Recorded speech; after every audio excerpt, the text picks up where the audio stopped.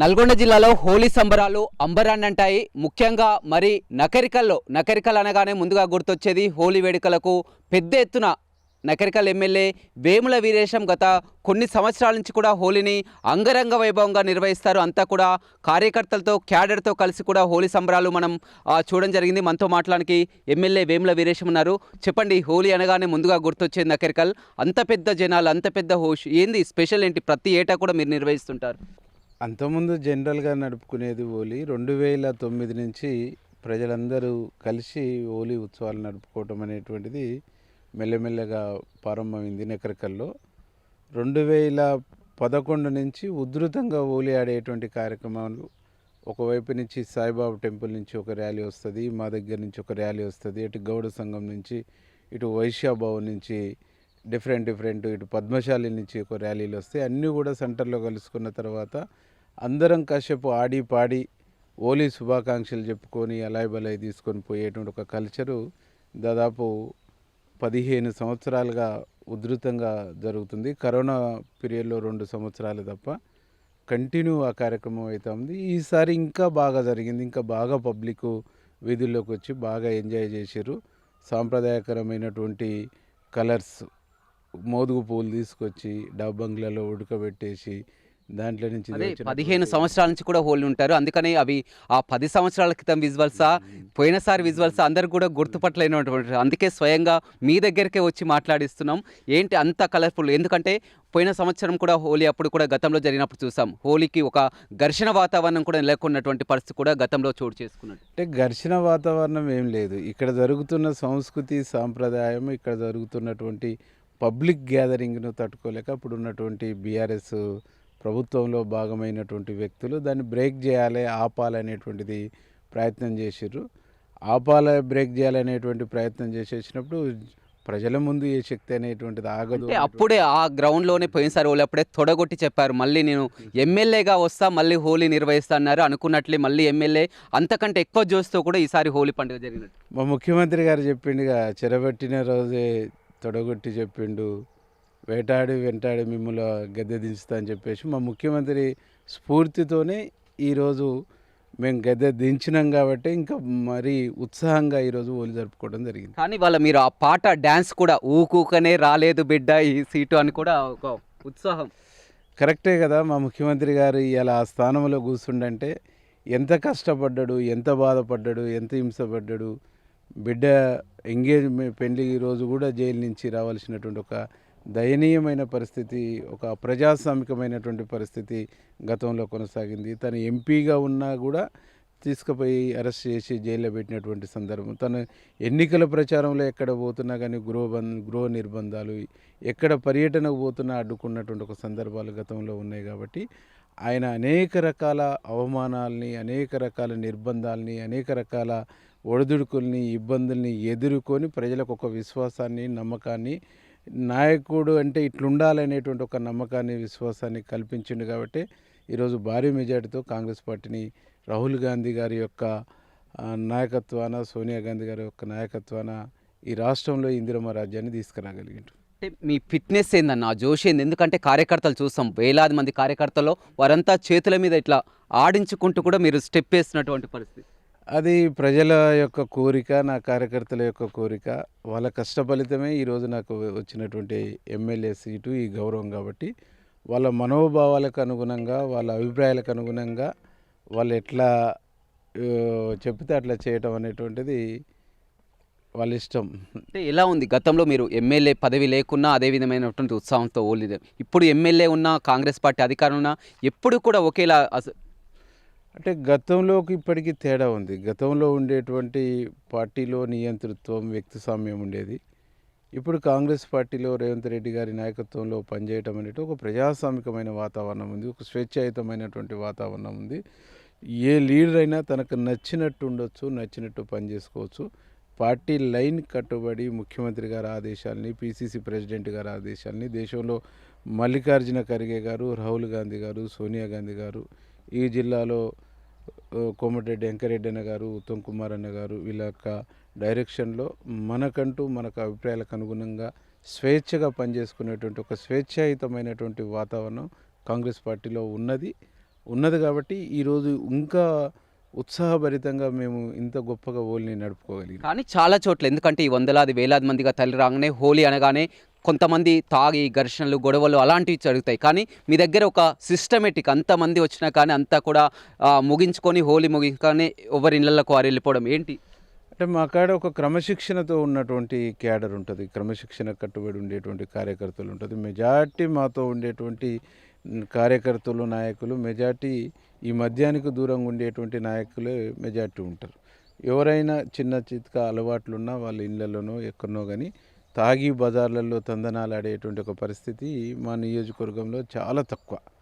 అట్లాంటి పరిస్థితి ఉంటుంది కాబట్టి ఒక టైం అనుకుంటాం 7:30కు టైం ప్రోగ్రామ్ ఫిక్స్ చేసుకుంటే 8 గంటలకల్లా జమ అయ్యి 11 గంటలకల్లా 11:30 కల్లా క్లోజ్ చేసేసి ఎండ అయ్యేటప్పటికి మళ్ళీ ఎవరికి ఎలాంటి ఇబ్బందులు రావద్దు, ఎండ దెబ్బ ఇట్లా తలగకుండా ఉండాలంటే మళ్ళీ టైం అయిపోగానే ఎవరంతలా వెళ్ళిపోయి ఫ్రెష్ అప్ అయ్యి వాళ్ళ ఫ్యామిలీతో ఉత్సాహభరితంగా గడుపుకుంటారు. ఒక అర్ధగంట సేపు అలా ఊర్లలో ఆడుకుంటే అలా వార్డులలో ఊర్లలో ఆడుకొని ఉత్సాహభరితంగా గడుపుతారు.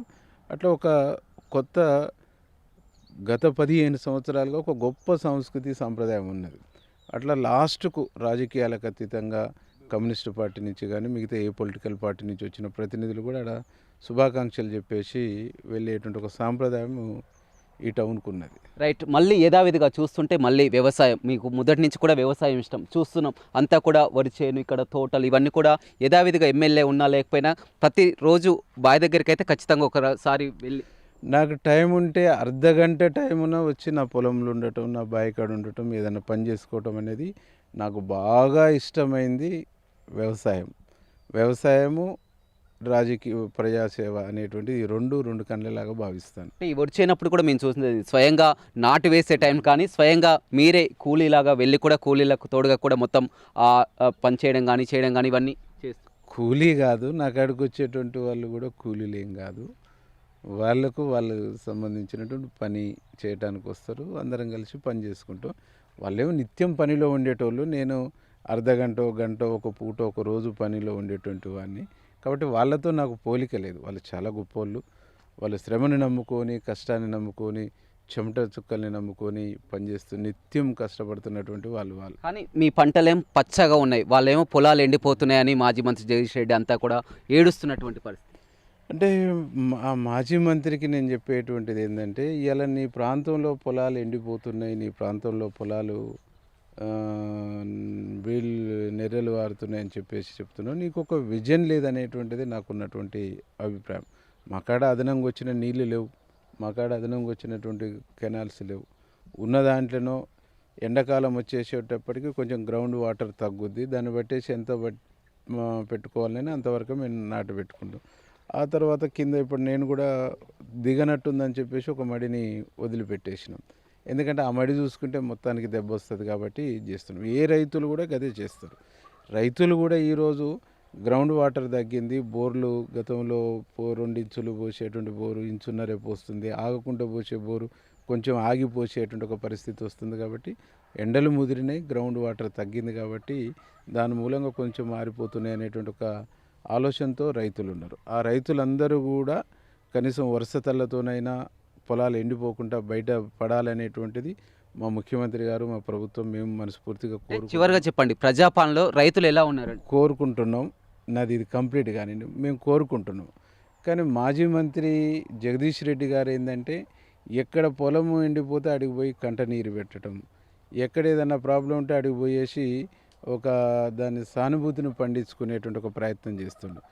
ఆ పాపం అంతా ఏడుసుడు కాదుగా, ఆయన ముక్కు నేలకు రాయాలి ఈ జిల్లాలో. ఎందుకు అంటే 10 సంవత్సరాలు ఏకతాటిగా నీ చేతిలో ఈ ఉమ్మడి జిల్లా ఉంది. ఈ ఉమ్మడి జిల్లా ప్రాజెక్టులను నువ్వు పూర్తి చేస్తావని ప్రజలు భావించారు. ఒక్క ప్రాజెక్టు నువ్వు పూర్తి చేయలే, నువ్వు ఏమైనా టైం పాస్ చేసినావు తప్ప ఈ జిల్లాకు చేసింది ఏం లేదు. కాబట్టి ఏ దొంగ ఏడుపుడు ఆపేసి క్షమాపణ చెప్తే బాగుంటుంది ఈ జిల్లా ప్రజలకు. అంటే ప్రజాపాలనలో ఎలా ఉంది రైతులు? ఎందుకంటే గతంలో బీఆర్ఎస్ పాలనలో రైతులంతా సంతోషంగా ఉన్నారు, కానీ కాంగ్రెస్ వచ్చాక కరువు వచ్చిందని కూడా చెప్తారు. బీఆర్ఎస్ ఈ రాష్ట్రాన్ని అధికారం కోల్పోయిన తర్వాత ఈ రాష్ట్రాన్ని బీఆర్ఎస్ విధ్వంసం చేసి విధ్వంసాన్ని మిగిలిచ్చిపోయింది. ఆ విధ్వంసం యొక్క పాపం మూలమే ఈరోజు రైతులు నీటి కష్టాలైనా ఈరోజు అనేక సంక్షేమానికి ఆర్థిక ఇబ్బందులైనా వాళ్ళు చేసిన విధ్వంసం, వాళ్ళు చేసిన పాపాలు, వాళ్ళు చేసినటువంటి దుర్మార్గమైనటువంటి పాలన మూలంగానే ఈ స్థితికి వచ్చింది. ఎందుకంటే ఇరిగేషన్ రంగంలో వాళ్ళకొక విజన్ లేదు, ఆర్థిక రంగంలో వాళ్ళకొక విజన్ లేదు, డెవలప్మెంట్లో వాళ్ళకొక విజన్ లేదు.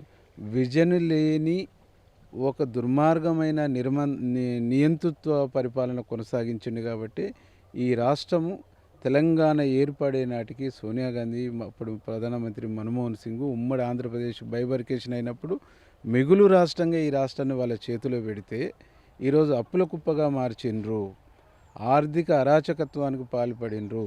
మొన్న నేను ఢిల్లీకి సంబంధించినటువంటి ఒక మ్యాగజీను, ఒక ఆర్టికల్ నేను చూసినాను. ఫైనాన్స్ డిపార్ట్మెంట్ నుంచి సంబంధించి ఒక అర్థశాస్త్రవేత్త రాసినటువంటి దాంట్లో 20 లక్షల కోట్ల రూపాయలు హైదరాబాదు రంగారెడ్డికి సంబంధించినటువంటి ప్రాంతంలో ఒక 1000 మంది కాడ పోగై ఉన్నాయి అనేటువంటిది దాని యొక్క సారాంశం.